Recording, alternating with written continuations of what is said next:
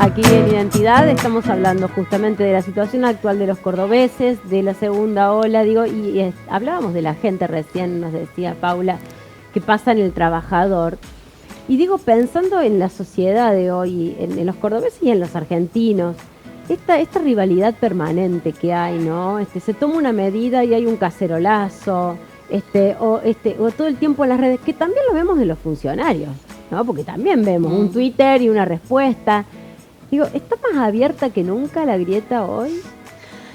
Mira, yo cuando la escuchaba hablar pensaba, es una realidad muy compleja, ¿no? Para hacer análisis como lineales de qué nos está pasando, porque creo que pasan un montón de realidades, pero sí te diría, y fuera de la lectura política de la grieta, que sí está esta visión persecutoria del otro, ¿no? De pensar primero mal que bien, de pensar siempre, bueno, es un ataque, no nos cuida, es un descuido, que creo que también a veces cuando circula el discurso desde ahí, en un espacio pequeño como una familia, como en espacios macro, como los sociales, sí hace mucho daño, no porque no tengamos que apelar a la responsabilidad del cuidado, que creo que es lo que nos va a salvar en todo sentido, pero también tienen que circular más mensajes de, nosotros en psicología hablamos que hay un principio de generosidad, tratar de pensar la opción más benévola de la conducta del otro, que igual intervenimos, ¿no? Pero digo, hay personas que se han relajado, pero no porque no les importe, que hay que ver el relajado, están estresadas.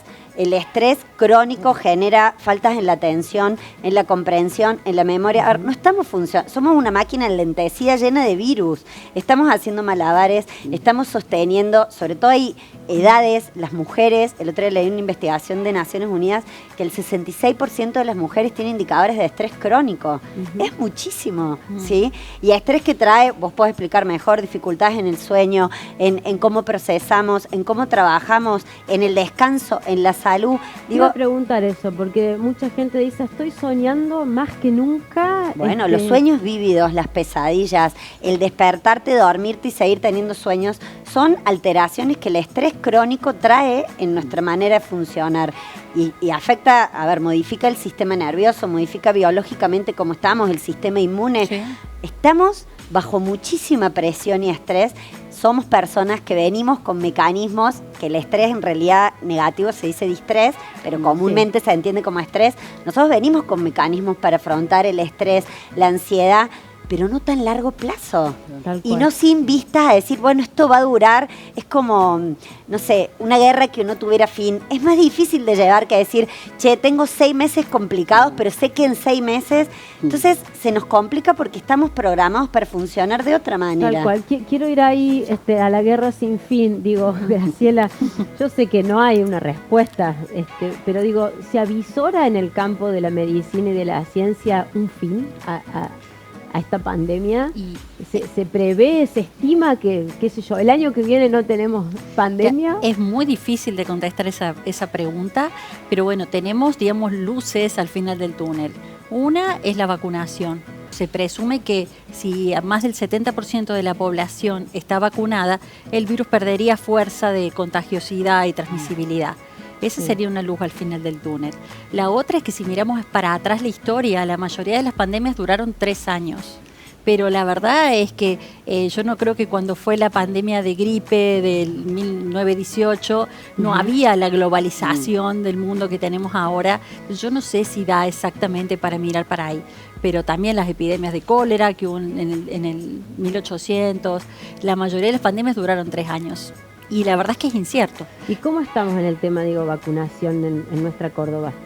Y en realidad justo esta semana llegaron bastantes dosis y se está reforzando. Se andaba alrededor de un 15% con la primera dosis y un número bastante inferior con esquema completo, que la idea es vacunar una dosis a la mayor cantidad de gente para que mayor cantidad de gente tenga alguna inmunidad para después completar la segunda dosis. No es que se haya suspendido, sino completarlo, porque inclusive hay algunas vacunas que se ha visto, como la de AstraZeneca, de la Universidad de Oxford, que posponiendo hasta 12 semanas tendrían más efectividad que si te la pones enseguida. Más vale tener 70% con una sola dosis o 90% con una sola dosis y no 40% con las 2 dosis, a los fines de este efecto rebaño, que para que el virus deje de circular hace falta que la mayor cantidad de gente esté vacunada. Tal cual. Digo, pensando también, Paula, vos me podés ayudar, digo, con todo el periodismo y toda la cantidad de mensajes que hay, ¿no? No solamente en los medios, en los medios de comunicación, sino también en las redes, la cantidad de información y de desinformación que hay al respecto. Y hay mucho miedo con el tema de las vacunas y las nuevas cepas. La verdad es que como todo en esto, lo único cierto es la incertidumbre. Hay algunas vacunas que han resultado en algunos estudios preliminares un poquito menos efectivas, pero para una cepa que por suerte no está circulando en nuestro medio, que es una cepa que se encontró por primera vez en Sudáfrica. Esa por lo menos todavía no hay casos reportados en Argentina que tengan esa cepa. Pero la verdad es que todos los virus se defienden generando mutaciones que serían las variantes que después circulan. Entonces lo que habría que hacer es tratar de circular menos la gente para que haya menor circulación de las variantes, vaya la redundancia. Esto que estarán cansados la gente de oír, de cuidarse, que el barbijo bien puesto, que el distanciamiento y que demás, también repercute como otra medida adicional a las vacunas, como otra medida adicional a lo que podamos hacer los médicos en tratamiento de los casos y demás. Así que yo creo que lo que hay que entender, salió publicado la semana pasada en una revista, en la Nature, de la teoría del queso suizo. Vieron que si ustedes rebanan el queso suizo, cada rebanada tiene el agujero en un lugar distinto. Por eso es importante las medidas que cada uno pueda tomar. Si yo me cuido con barbijo y otro toma distancia y otro se cuida de que si tuvo contacto no sale de su casa, es como que todas esas medidas pueden ayudar que a la corta o a la larga esto se termine o por lo menos disminuya.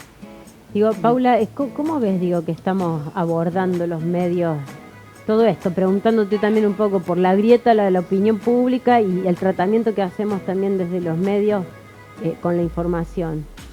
Sí, yo creo que los medios han tratado de ser bastante objetivos, por lo menos en la mayoría.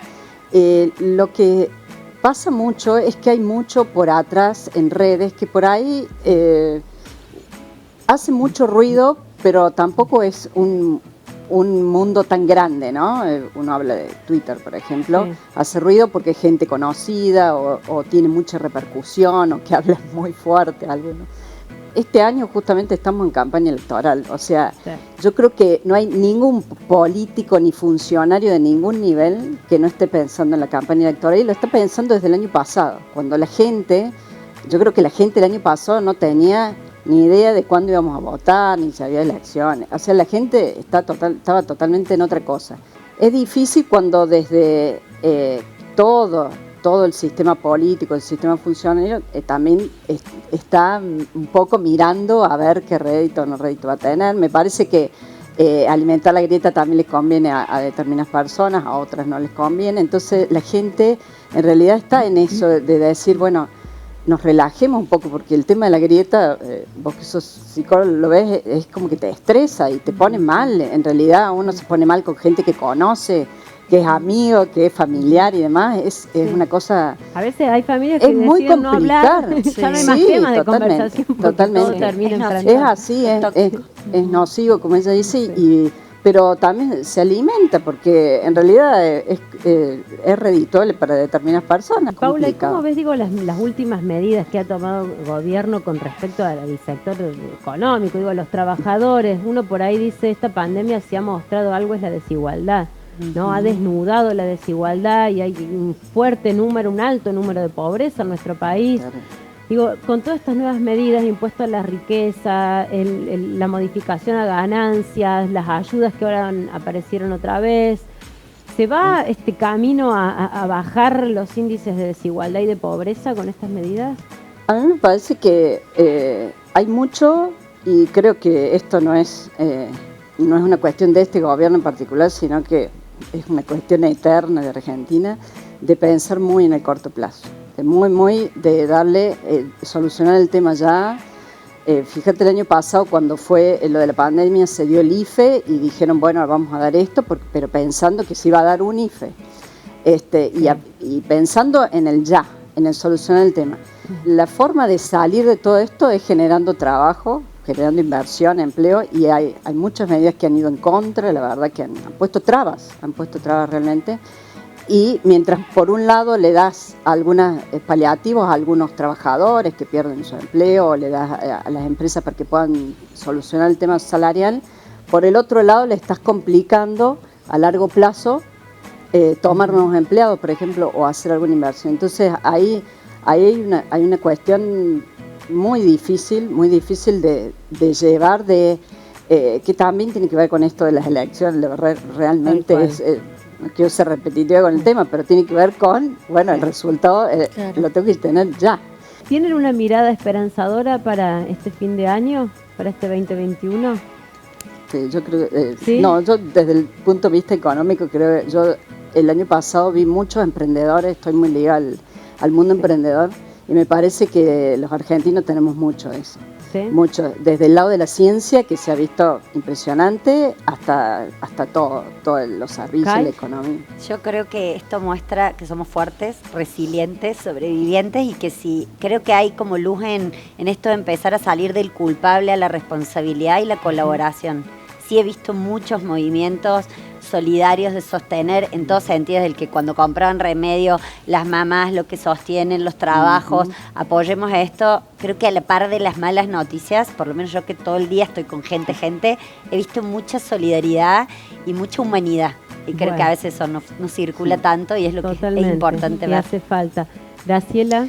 Y bueno, yo creo que tarde o temprano esto va a pasar, pero sí ayuda, por ejemplo, que la gente vaya a vacunarse, que también se ha visto que hay grupos de gentes mayores que por ahí no quieren vacunarse, que le pierden miedo a las vacunas, que si ponemos en la balanza beneficio-riesgo, el beneficio de la vacuna es superior al riesgo de infectarse y de andar mal, y que la gente le pierde el miedo a las vacunas, que aunque estemos cansados, la pandemia no terminó, y que cuando tratemos de empezar de nuevo, de hacer de cuenta, reseteemos y empecemos de nuevo, y veamos cómo cuidarnos y tratemos de ponerle de nuevo para empezar y hacerlo bien. Bueno, ponerle que haya variantes que le resten eficacia a estas vacunas. Se van a elaborar vacunas, como así nos vacunamos todos los años para gripe. Es probable que a lo mejor más adelante tengamos que ponernos alguna vacuna más, pero yo creo que tarde o temprano sí se tiene que terminar. El balance es positivo, absolutamente. Muchas gracias a las tres. Tengo un regalito para cada uno, un mate de Luis Iscueros para tomar solas este fin de semana. Toda la pastelería de Gisela Mondino, como siempre, pastelería inclusiva, sin TAC. Gracias a las tres una vez más. Nos vamos a una pausa, no se vayan, que ya seguimos con más identidad.